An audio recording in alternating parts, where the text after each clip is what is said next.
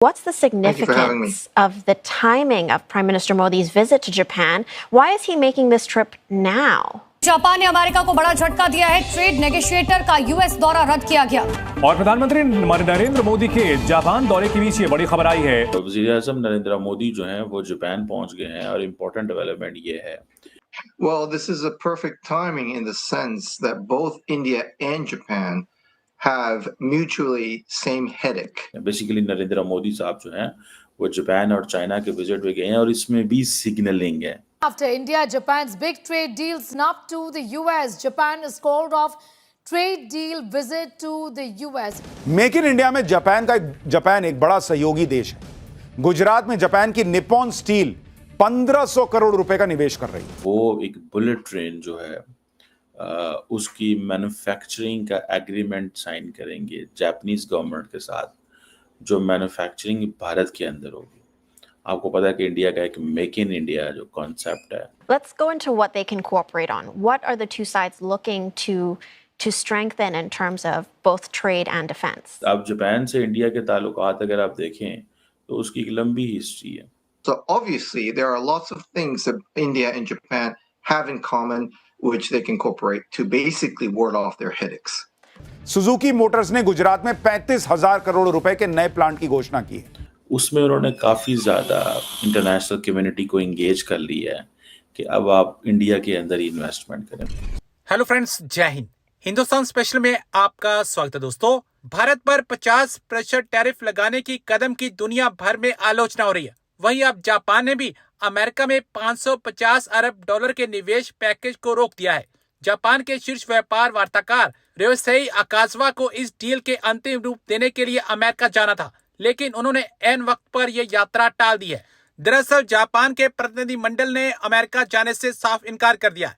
America और Japan के बीच पहले से सहमति बनी थी कि अमेरिका जापान आयात पर शुल्क 50% से घटाकर 15% करेगा। जापान अमेरिका में 550 अरब डॉलर का निवेश करेगा, लेकिन हाल ही में राष्ट्रपति डोनाल्ड ट्रंप ने कहा कि ये हमारा पैसा है, हम इसे अपनी मर्जी से निवेश करेंगे और मुनाफे का 90% हिस्सा अमेरिका के पास रहने का दावा किया। इस पर जापानी अधिकारियों ने असहमति जताई और कहा कि निवेश पारस्परिक लाभ के सिद्धांत पर आधारित होना चाहिए और जापान के प्रतिनिधि मंडल ने अमेरिका जाने से इनकार कर दिया। वज़ीर-ए-आज़म नरेंद्र मोदी जो हैं वो जापान पहुंच गए हैं और इम्पोर्टेंट डेवलपमेंट ये है कि वो एक बुलेट ट्रेन जो है उसकी मैन्युफैक्चरिंग का एग्रीमेंट साइन करेंगे जापानीज गवर्नमेंट के साथ, जो मैन्युफैक्चरिंग भारत के अंदर होगी।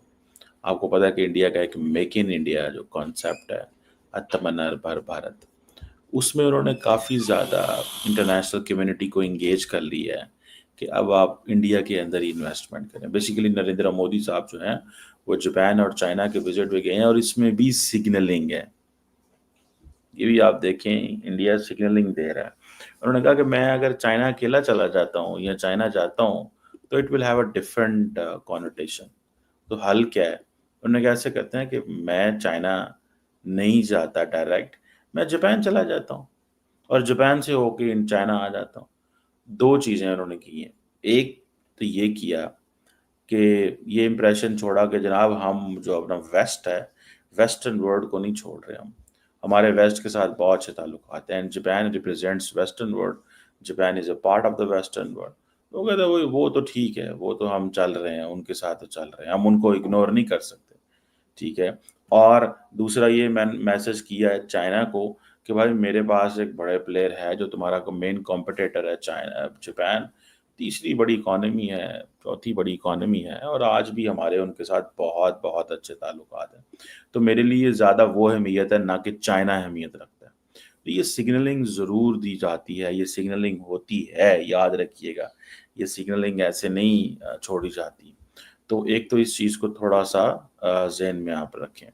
दूसरा इसमें जो चीज़ इम्पोर्टेंट है वो ये है कि you know what is important right now, वो ये है कि किस तरह और कैसे और क्या किया जाए कि इंडिया जो है वो अ, अपने ताल्लुकात को बैलेंस कर सके और सिग्नल दे इस चीज़ को कि भाई हम जापान को ज़्यादा अहमियत देते हैं as compare to China.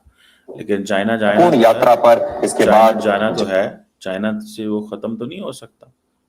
China वैसे ही वो जा रहे हैं नरेंद्र मोदी, और अभी वो क्या कह रहे हैं, अभी अमेरिका में उन्होंने कहना शुरू कर दिया जनाब कि Narendra Modi is cozying up with the authoritarians. Narendra Modi is cozying up with the authoritarians. इसका मतलब क्या है? इसका मतलब ये है कि ये चाइना और रशिया और इन जगहों ज़्यादा जाएंगे अब। और अब अगर आप जापान से इंडिया के ताल्लुकात अगर आप देखें तो उसकी एक लंबी हिस्ट्री है। अच्छा, ये विजिट नरेंद्र मोदी का वैसे भी इम्पोर्टेंट है कि Narendra Modi is giving a message to the west, to the Chinese and to the Japanese and to everyone who is a partner of the United States, because India America ताल्लुकात जो है उनमें टेंशन चल रही हैं। और आप ये भी याद है कि जापान जो है is a part of the quad grouping other than Australia और जापान के साथ। सो ये जो क्वाड है it is considered as a counter balance to China, जिसको अमेरिकन अब नहीं मानते।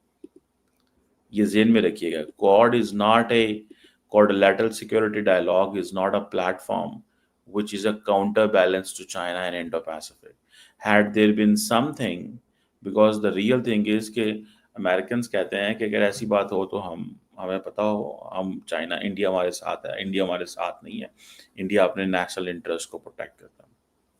सो मोदी साहब जापान में हैं, वो वहाँ पर Japanese prime minister in Shiba से मिलेंगे। और इम्पॉर्टेंट चीज़ क्या, क्रिटिकल मिनरल्स, जो कि इंडिया चाइना को भी कह सके कि मुझे क्रिटिकल मिनरल्स चाहिए।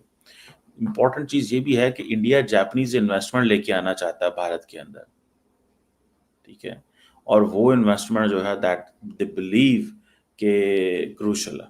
जैसे मैंने आपको बताया कि मैन्युफैक्चरिंग जो है इंडिया लेके आना चाहता है with in the Indian territory, और ये चीज़ है। सो ये मैन्युफैक्चरिंग किस हद तक आएगी, कैसे आएगी, क्या होगा, ये भी एक सवाल है। लेकिन जो याद रखिएगा कि जो इंडिया जापान रिलेशनशिप है, ये मतलब इसकी बड़ी स्ट्रॉन्ग फुटिंग्स हैं, ठीक है, it has evolved over the years.